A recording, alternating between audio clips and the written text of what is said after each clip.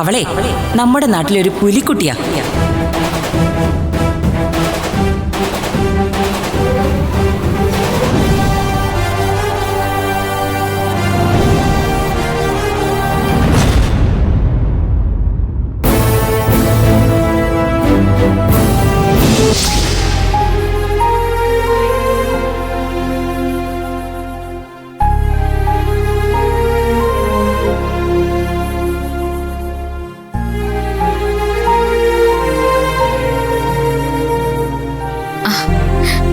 Sir, സാറിന് ഞാൻ അകത്ത് നോക്കി.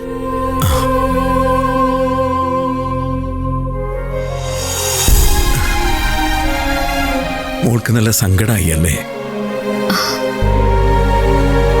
പത്മയും മക്കളും കരുതിക്കൂട്ടി തന്നെ ചെയ്തതാ. നാട്ടിൽ നിന്ന് വന്നവർക്ക് നിന്റെ സ്ഥാനം കാണിച്ചു കൊടുക്കണമല്ലോ. അതൊന്നും കുഴപ്പമില്ല സർ. അല്ലെങ്കിൽ തന്നെ അവരോട് കുറച്ച് ഊതി വീർപ്പിച്ച കഥകൾ പറഞ്ഞിട്ട് എന്താ കാര്യം?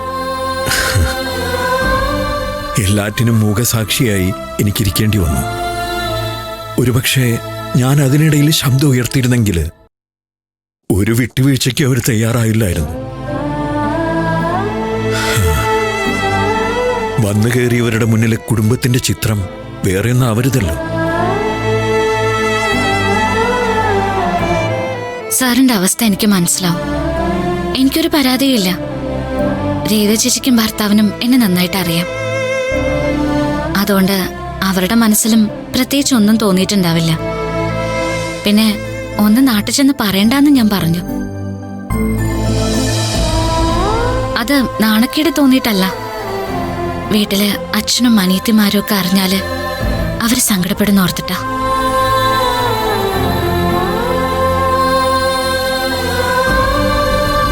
സോറി മോളെ.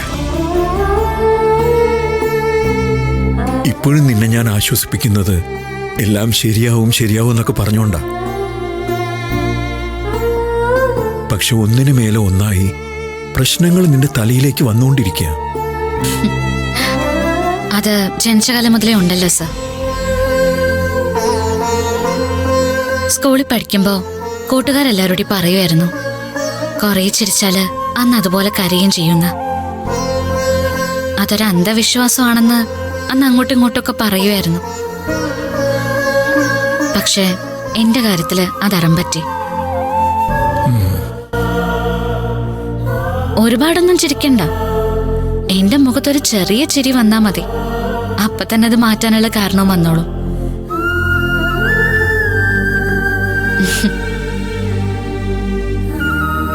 ഇനിയും ചിലപ്പോ നാട്ടിൽ നിന്ന് ആരെങ്കിലും ഇതുപോലെ വരും, വല്ല ആവശ്യങ്ങൾക്ക് വിളിക്കാനോ കാണാനോ ഒക്കെ ആയിട്ട്.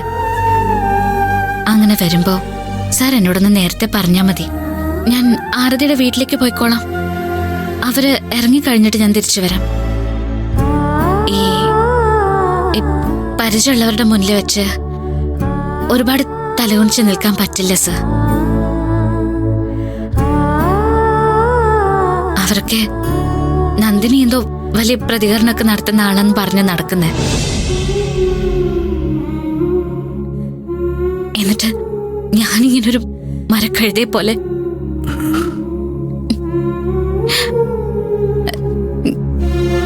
ഇതിനെപ്പറ്റി ഇനി പറഞ്ഞ ഞാൻ കരയും.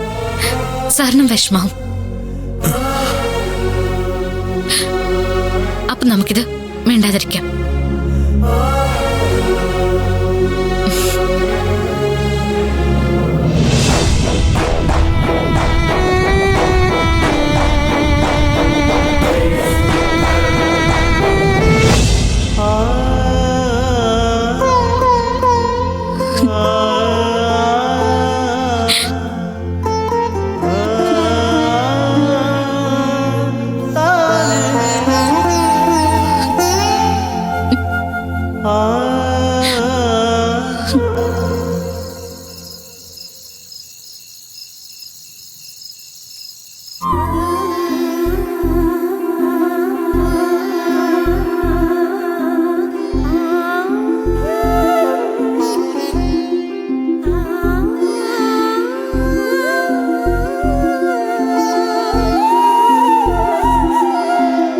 രേവ ചേച്ചിയെ കണ്ടപ്പോ എനിക്ക് എന്തൊരു സന്തോഷമായിന്നറിയോ സർ. ഉം. അവരുടെ രണ്ടുപേരുടെയും കാര്യം പറഞ്ഞ എന്ത് രസാണെന്നറിയോ, എന്തൊരു സ്നേഹമാണെന്നറിയോ രണ്ടുപേരും തമ്മില്. സത്യം പറഞ്ഞ ഭാര്യ ഭർത്താക്കന്മാര് കണ്ടു ശീലിക്കേണ്ട രണ്ടുപേരാ രേവ ചേച്ചിയും ഭർത്താവും. ഓക്കെ, നാട്ടിൽ ഇത് രണ്ടുപേര് വന്നു, താൻ നല്ല ഹാപ്പിയായി. പക്ഷേ ഇവിടെ വേറെ വല്ലതും നടന്നോ? എന്ത്? അല്ല, എൻ്റെ അമ്മയും സിസ്റ്റേഴ്സ് ഇവിടെ ഉണ്ടായിരുന്നല്ലോ. വന്നവരോട് അവർ മാന്യമായിട്ട് പെരുമാറിയോ? വന്നവരുടെ മുമ്പിൽ വെച്ച് അവർ തന്നോട് മര്യാദ കാണിച്ചോ? അതാ എനിക്കറിയേണ്ടത്. ഒരു പ്രശ്നം ഉണ്ടായിരുന്നില്ല സർ. അത് ചുമ്മാ. അവരെനിക്ക് നന്നായിട്ട് അറിയാം. താൻ എന്നോട് പറയാത്തതുകൊണ്ടല്ലേ? ഒരു പ്രശ്നം ഉണ്ടായില്ല, ഞാൻ പറഞ്ഞ സത്യ. പിന്നെ സർ, രേവ ചേച്ചിയുടെ വീട്ടില് ഏറ്റവും വലിയ പ്രത്യേകത എന്താണെന്നറിയോ? അവരുടെ വീട്ടിലെ ടെറസില് ഒരു ഉഗ്രൻ തോട്ടമുണ്ട്. അവിടെ എന്തൊക്കെയുണ്ടെന്നറിയോ? പച്ചക്കറികളും പൂച്ചെടികളും ഒരു വീട്ടിലേക്ക് അത്യാവശ്യം വേണ്ട മരുന്ന് ചെടികളും. ടെറസിലേക്ക് കയറി ചെന്ന ഒരു കാടിനകത്ത് കയറി ചെന്ന മാതിരിയാ. ഈ ടെറസിൽ നിൽക്കുന്ന മുരിങ്ങയൊക്കെ ഇല്ലേ, അതിലെ കിളികളും കിളിക്കോടും എല്ലാം ഉണ്ട്.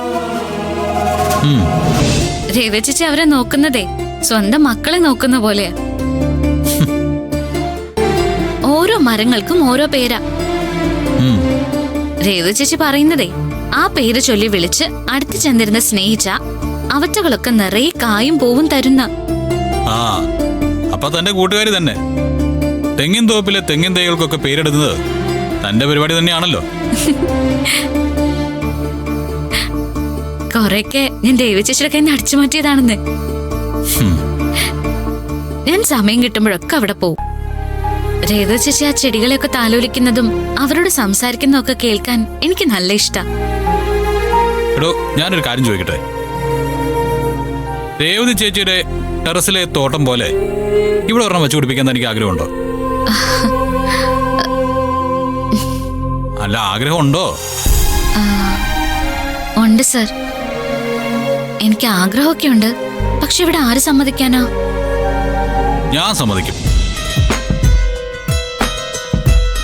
തനിക്ക് ആഗ്രഹം ഉണ്ടെങ്കിൽ നാളെ രാവിലെ തനിക്ക് ഇഷ്ടമുള്ള പച്ചക്കറി തൈകളും ചെടികളും ഒക്കെ നമ്മൾ വാങ്ങുന്നു. നേരെ നമ്മളെ ടെറസിൽ കയറുന്നു, പണി തുടങ്ങുന്നു. സത്യമായിട്ടും? അതേടോ, കൃഷിയെക്കുറിച്ച് ഇത്രയും വാചാലമായിട്ട് സംസാരിക്കുന്ന, ഇത്രയും നന്നായിട്ട് കൃഷിയെക്കുറിച്ച് അറിയാവുന്ന ഒരാൾക്ക് ഇത്രയെങ്കിലും ചെയ്തു തന്നില്ലെങ്കിൽ ഞാൻ പിന്നെ ഭർത്താവാണെന്ന് പറഞ്ഞ് നടക്കുന്നതിനാ? നമ്മളതങ്ങോട്ട് ഫിക്സ് ചെയ്തു. നമ്മൾ നമ്മുടെ ടെറസിൽ ഒരു തോട്ടം ഉണ്ടാക്കുന്നു. രാവിലെ റെഡി ആയിക്കൊള്ളണം, നമുക്ക് പോണം കേട്ടോ. അല്ല, താനെന്തിനാ ചിരിക്കുന്നത്? ഒന്നുമില്ല സർ, നമ്മൾ തമ്മിൽ പരിചയപ്പെട്ടതിന് ശേഷം സാർ എന്നോട് ചോദിച്ച ഏറ്റവും നല്ല ചോദ്യമായത്. സാർ എനിക്ക് ചെയ്തു തരാൻ പോകുന്ന ഏറ്റവും നല്ല കാര്യവും. ആണോ? അപ്പൊ ഫിക്സ്. എന്റെ ഭാര്യയ്ക്ക് അവളുടെ ഏറ്റവും നല്ലൊരു ആഗ്രഹം ഈ ഭർത്താവ് സാധിച്ചു തരും. ഓക്കെ? ഓക്കെ.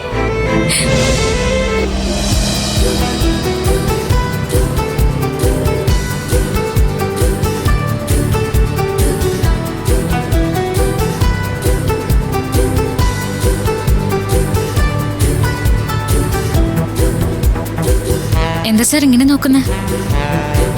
തന്റെ മുഖത്തിപ്പോ ഒരു നല്ല വെളിച്ചമുണ്ട്. പിന്നെ ഞാൻ കാര്യമായിട്ട് പറഞ്ഞതാ. ഇപ്പോ ഒരു ബൾബൊക്കെ കത്തിച്ച പോലൊരു പ്രകാശം. ഇന്നലെ സോഷ്യൽ മീഡിയയിലോ മറ്റോ എന്തെങ്കിലും കണ്ടു കാണുമല്ലേ? എന്ത്? അല്ല, ഈ ചില ആളുകളോ മറ്റോ വന്ന് പറയില്ലേ, ഭാര്യമാരെ ഇടയ്ക്കിടയ്ക്കൊന്ന് പുകഴ്ത്തണം, അപ്പോ അവരുടെ മനസ്സ് അത് കേട്ട് സന്തോഷിക്കും എന്നൊക്കെ. അത് കേട്ടിട്ട് തട്ടിവിടുന്നല്ലേ? തനിക്ക് വേറെ ജോലിയൊന്നുമില്ലേ? ഞാനിതൊന്നും നോക്കാറ് പോലുമില്ല. പിന്നെ ഞാൻ വല്ലപ്പോഴും വല്ല വീഡിയോസും കാണുന്നുണ്ടെങ്കിൽ അത് മദ്യത്തിനെ കുറിച്ചുള്ളതായിരിക്കും. ഞാൻ പറഞ്ഞത് അതല്ല. ഈ ചെടിയും പച്ചക്കറി തൈകളും വാങ്ങാന്ന് പറഞ്ഞപ്പോ തന്റെ ഈ മുഖത്ത് കാണുന്ന സന്തോഷത്തെ കുറിച്ചാ.